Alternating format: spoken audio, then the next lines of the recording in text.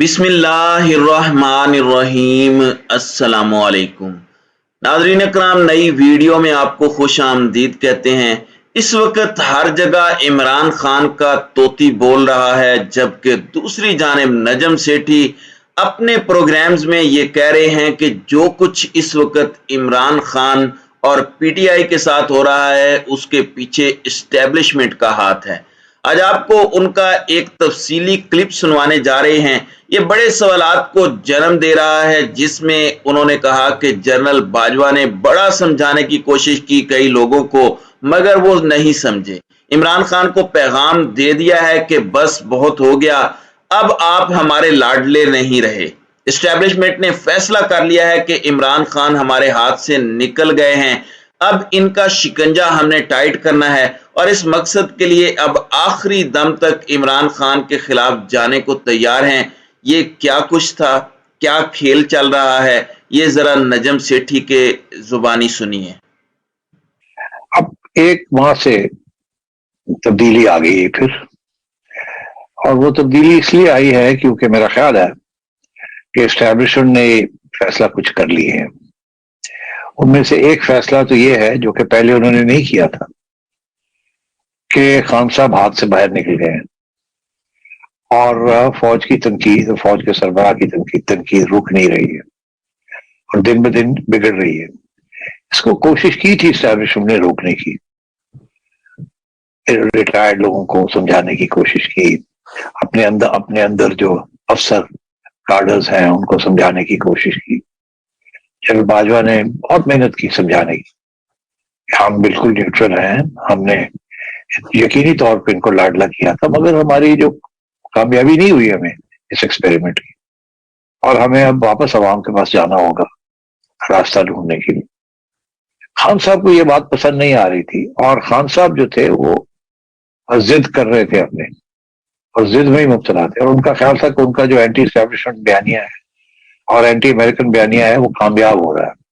میرا خیال ہے کچھ حد تک کامیاب بھی ہو رہا تھا، عوام کی اندر مقبولیت تھی، کیونکہ خان صاحب کی ہر بات جو ہے ان کے جو لوگ ہیں وہ مانتے ہیں، سمجھتے ہیں کہ بالکل سچ ہے۔ مگر اس کے ساتھ دو مسئلے بن رہے تھے اسٹیبلشمنٹ کے اندر، اور ایک مسئلہ بن رہا تھا حکومت کے اندر۔ اسٹیبلشمنٹ کے اندر ایک مسئلہ یہ بن رہا تھا کہ خان صاحب کی جو اس وقت ریٹنگ ہے انٹرنیشنل کمیونٹی کے اندر وہ گرتی جا رہی تھی۔ خان صاحب اپنے بیانیہ کا نہیں چھوڑ رہے تھے، اینٹی امریکن بیانیہ اور اینٹی یورپین بیانیہ اور اینٹی ویسٹرن بیانیہ، اور ایک طرف دوسری طرف اس قسم کے مذہبی سمبلز استعمال کر رہے تھے، جس کے ساتھ اور بھی کنفیوژن ہو رہی تھی اسٹیبلشمنٹ کے اندر بھی، انٹرنیشنل کمیونٹی کے اندر بھی، اور عوام کے اندر بھی کنفیوژن ہو رہی تھی کہ یہ چاہتے کیا ہے۔ اور فائنلی جو گورنمنٹ تھی، گورنمنٹ کو ایک موقع نظر آ رہا تھا کہ اگر خان صاحب ایسے ہی چلتے رہے تو ڈیسٹیبلائزیشن جو یہ سیاسی طور پہ ہو رہی تھی، سیاسی طور پہ پنجاب کے اندر جو کچھ ہوا، اور ویسے ہی خان صاحب جو دھمکیاں دے رہے تھے کہ میں آ رہا ہوں، میں آ رہا ہوں، میں آ رہا ہوں، جیسے ایک زمانے میں قاضی حسین احمد صاحب جماعت اسلامی کے دیتے تھے کہ میں قاضی آیا، اب قاضی آیا، تو یہ بھی عمران آیا، عمران آیا۔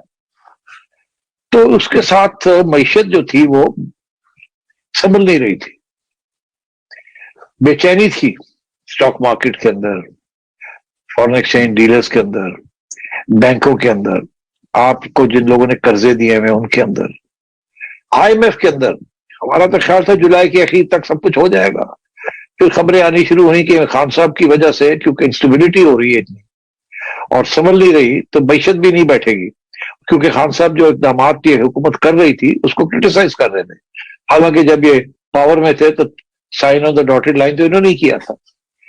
تو اس کے ساتھ پھر اسٹیبلشمنٹ کے اندر بھی بڑی پریشانی ہوئی، انٹرنیشنل کمیونٹی میں بھی ہوئی، بزنس کمیونٹی میں بھی ہوئی، سب جگہ پہ ایک بے چینی سی تھی کہ یہ خان صاحب جو کام کر رہے ہیں اس کے ساتھ تو ان کا پتہ نہیں فائدہ ہو رہا ہے یا نہیں ہو رہا ہے، ملک کا بڑا نقصان ہو رہا ہے، خصوصاً ان گروپس کا یا کلاسز کا جو کہ جن کے لیے معیشت کی ڈیولپمنٹ اور گروتھ بہت ضروری ہے، ملازمتیں، inflation, perks and privileges, budgets, so on so fourth.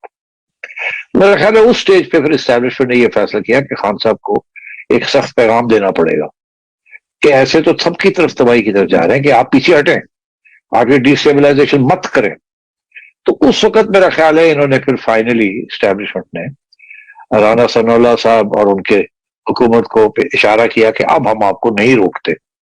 پہلے روکا ہوا تھا کہ نہیں خان صاحب کو کچھ نہ کہیں، رہنے دیں، ان کا حق ہے، کوئی ایسی بات نہیں ہے، ہم اپنے لوگوں کو سمجھا لیں گے وغیرہ وغیرہ.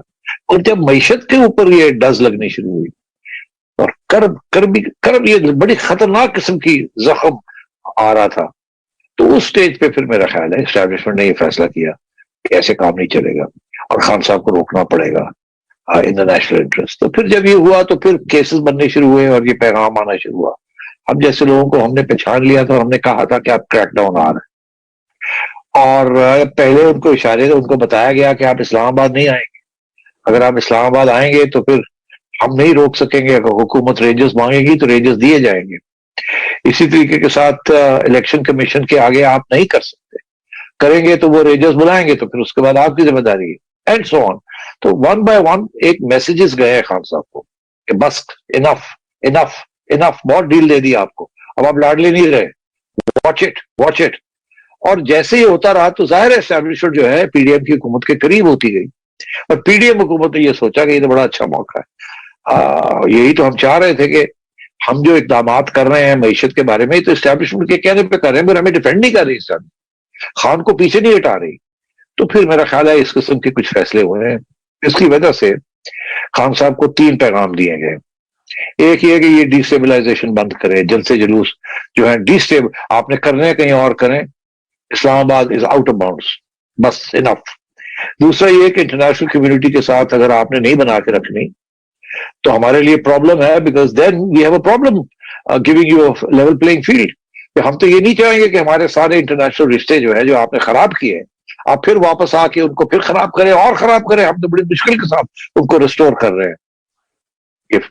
تو میرا خیال ہے ایک وہ بھی پیغام گیا کہ کس اینڈ میک اپ، یہ جو آپ نے جھوٹا ایک بیانیہ بنائے ہوئے بند کریں اب اس کو، اور لیول پلئنگ فیلڈ ہونے والی ہے اور آپ اپنے پاؤں پہ کھڑے ہوں اور اس قسم کے جھوٹے بیانیہ بند کریں.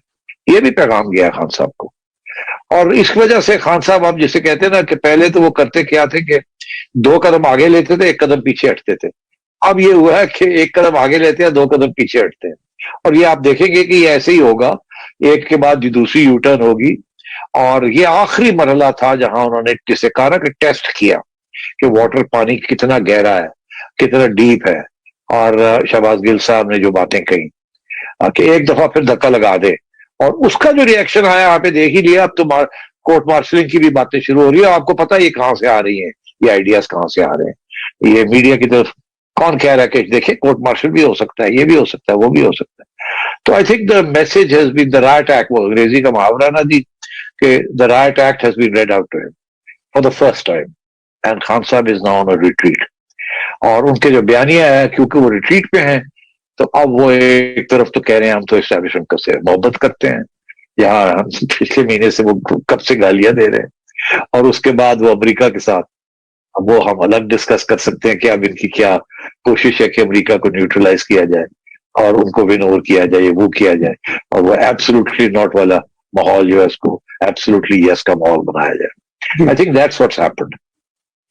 تو وہ میرا خیال ہے پھر فوج کی جو لیڈرشپ ہے اس وقت انہوں نے ہمت پکڑی اور کہا کہ انف از انف. اگر یہ آخری سٹیج پہ نہ ہوتی تو ابھی بھی شاید ایسے ہی چل رہا ہوتا. مگر دیکھو پی ٹی آئی یہی ہوتا ہے، جب ایک مانسٹر کو آپ اندیش کرتے ہیں تو پھر وہ آپ کے کنٹرول میں نہیں رہتا. اب 17 سال کے بچے جو ہیں ان کو کیا پتا کیا کرنا ہے کیا نہیں کرنا. ان کو ایک گولی دی گئی ہے، وہ شروع ہو گئے ہیں، اس کے اوپر 2 گولیاں اور ڈال دیتے ہیں. وہ ان کی تو کوئی تعلیم نہیں ہے، ان کو تو ایک پروپیگنڈا یونٹ بنایا ہوا ہے.